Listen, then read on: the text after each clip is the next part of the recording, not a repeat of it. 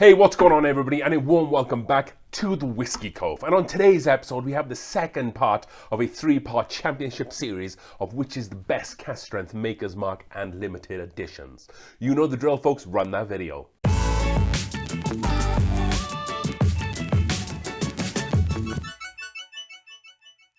Okay folks, this is part 2 of a 3-part series.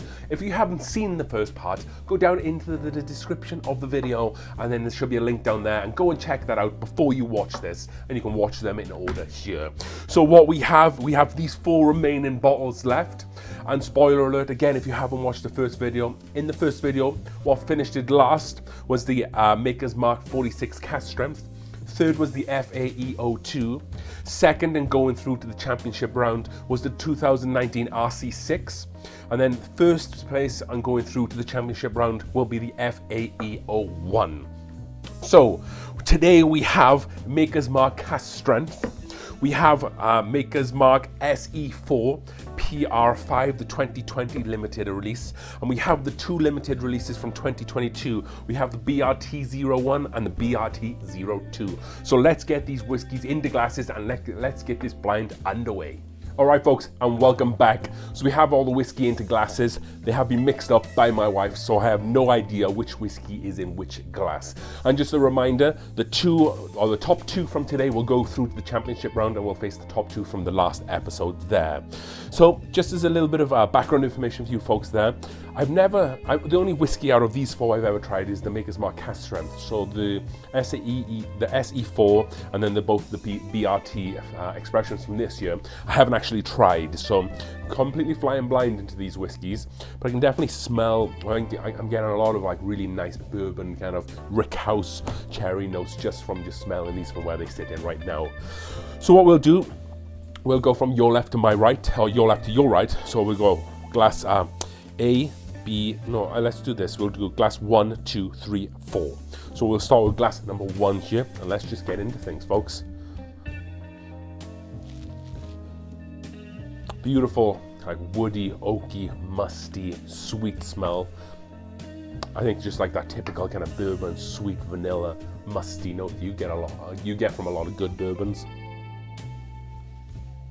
So with this one, I'm getting a lot of strawberry from it, kind of like a strawberry biscuit, almost like a strawberry Pop-Tart, I guess, in a way, with kind of like that nice icing sugar on the top there. Touch of like a Fiji apple as well. And just some beautiful caramel, vanilla notes there, and a little bit of barrel char. Not really picking up too much spice on the nose, but a really nice rounded whiskey so far on that nose. Let's go in for a taste, glass 1.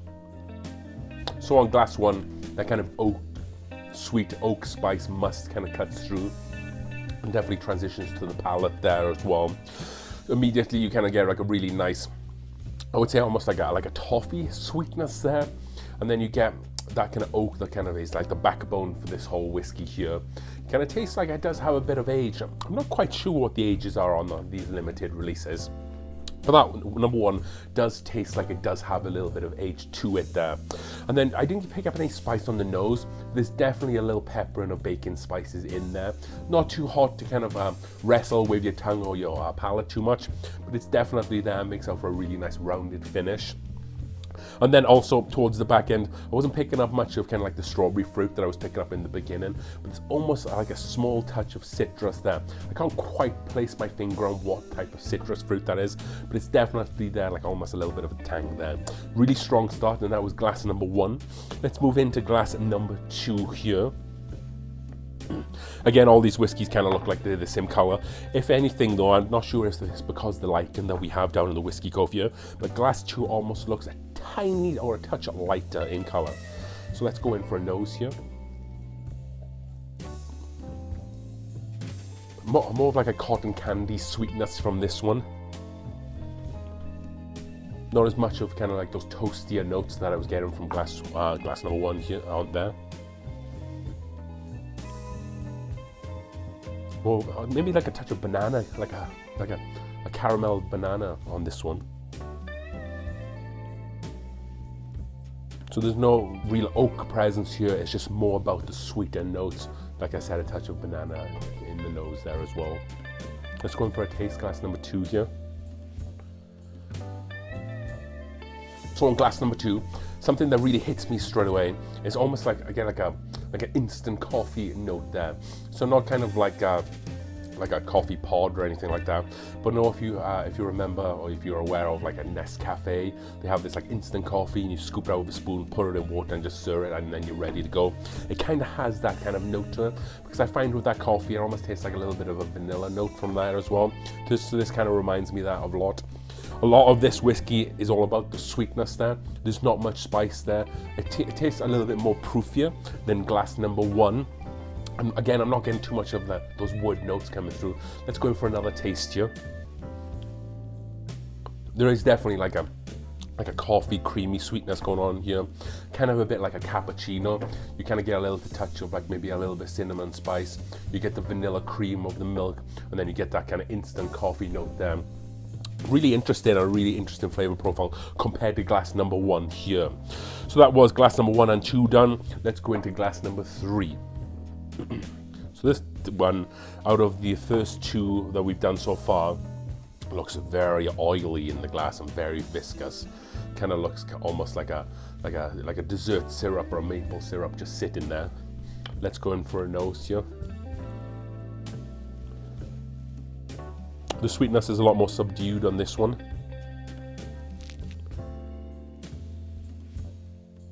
I get a little bit of a like a Terry's chocolate orange. I think I've said that flavor note before. It's kind of like a citrus orange and like just a powdered chocolate kind of note. But again, I'm searching for a lot more of those flavors on this one. With the other 2, it was a lot more obvious to pick out, but it's a lot harder for glass number 3 here.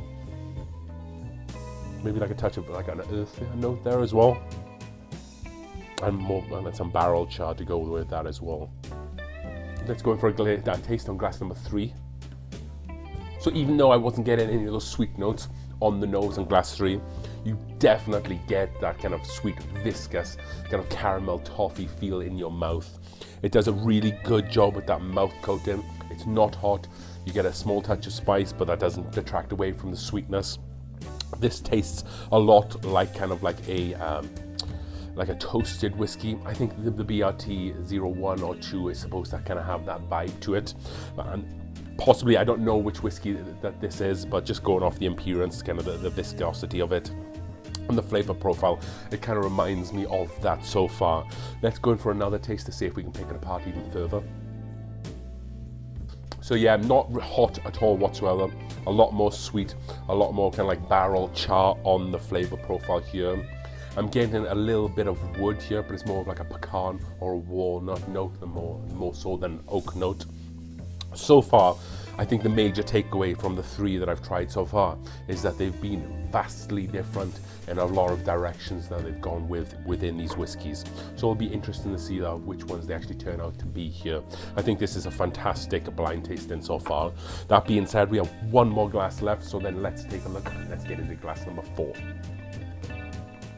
So again, a little bit thinner maybe than glass 3 here, just looking at it, but still quite viscous. Let's go in for a nose here. This is all kind of like green apple and fudge on this one. If you've ever been into like a nice chocolate store and they kind of have maybe like a chocolate fudge sample on the counter, or they might offer you to taste when you buy some, it kind of has that kind of really like chocolatey, like creamy fudge note here. Then you kind of have like this really nice bright tart green apple cutting through that as well. 2 flavors that you probably wouldn't think go together too well. I guess you can have like a caramel apple, and that's really popular. But fudge and green apple, you know, they're quite counterintuitive flavors, but it works really well in this glass, or at least that's some of the notes that I'm guessing. It works really well. I'm not picking up too much spice or heat there as well. Again, that fudge, and I've like a vanilla cream fudge kind of stands out a lot with like the tart apple there. Maybe a touch of cherry there as well. I'm excited to go for a taste on this one. This is glass number 4. Let's have the taste. So immediately with glass number 4, what I get is you get a really nice kind of like peppering of the tongue. You're getting kind of like that pepper spice that does coat your mouth there, but it does taste nice and thick. You get this really nice sweet vanilla cream kind of coating of the mouth with that kind of little bit of a pepper backbone. Not picking up too much wood on the flavor profile on this one here. Let's go back in for another taste. I was getting a little bit of that green apple that was coming through as well, which was very pleasant. I'm also getting a touch of the kind of like the coffee note as well there, but this is kind of more leaning towards kind of like more of an espresso bean, more than like an intense bitter kind of coffee note there. So far guys, this has been an incredible blind. So what we will do, we will pause the video and we're going to go through these a couple of different times. I'm going to take some notes and then we're going to get them in an order and then we'll get back to you here. Welcome back folks, and we now do have them in an order. So what I will say is that the first place was actually fairly easy for me to pick out of these four. Second and third was was definitely the hardest ones to kind of decide between, and then fourth place kind of picked itself as well. So this is my favorite part. Let's find out some of these results. So in last place I actually picked the last glass, and that was glass number 4. So let's pick out, let's see what didn't make it through. And that is going to be coming in as B for Bravo, and that is going to be the Maker's Mark 2020 limited release SE4 PR5. Not a bad whiskey. Yes, it wasn't as good as 2, 3 or number 1. I think that it just stacked up against really high competition and it just didn't have enough to kind of shine through the rest of the field on this one. So that was the SE4 going out. So then the second bottle going out tonight, I picked glass number 2. It was a very close battle between 2 and 3. I spent a lot of time going back and forth. They were very different whiskies, but ultimately I went with glass number 1. But glass number 2 is the one that's going out, and let's find out what it is. And that is going to be C for Charlie, and that is going to be the BRT, drumroll, 01. So we have the SE4 and we have the BRT 01 going out and not making it through to the final. However, let's find out what came in second place on today's blind, and that is going to be glass number 1, which was D for Delta, and that is the BRT 02. Again, I thought these were almost interchangeable, but it was very interesting to see kind of how different the flavor profile was between the two. And I guess Maker's Mark did that on purpose, just looking at some of the flavor profile notes on the front there. But nevertheless, it was so close. Could have gone either way on a different day. However, and possibly the biggest surprise of tonight, because the glass number 3, which came in first place, was by far the best glass on the field. Like I said, there was no bad whiskies tonight, but I just felt like this was head and shoulders above the rest.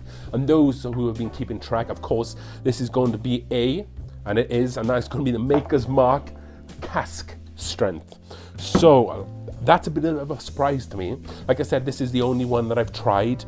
And I just thought that this had like this phenomenal flavor profile. I just thought like those toasted notes kind of shone through really well. I think the syrupy nature of it, like the viscous, syrupy, sweet nature of it, really won me around. But it had this really nice balance of age and kind of some of those other notes that you got towards the end of the whiskey there. So again, you know, one thing to take away from today is, you know, Maker's Mark cask strength generally sits on shelves, and these other 3 are probably a lot harder to find, or at least some of the other ones which are now expired. However, SE4, BRT 01 go out, and then we have Maker's Mark cask strength, and then we have the BRT 02 that make it through to the final to join the FAE 01 and the RC 619. I think that's a really well balanced field if we're thinking about it. We have a core lineup. We have the FAE 01, we have the BRT 02, and then we have the R619 back from 2019. So we have a little bit of everything, if I'm completely honest. And I think this is going to be a fantastic blind for the final, folks. So don't forget to tune in then and watch it. As we always say on this channel, folks, as we drink through the world's whiskies one glass at a time, Maker's Mark cask strength was the one to drink today. Cheers.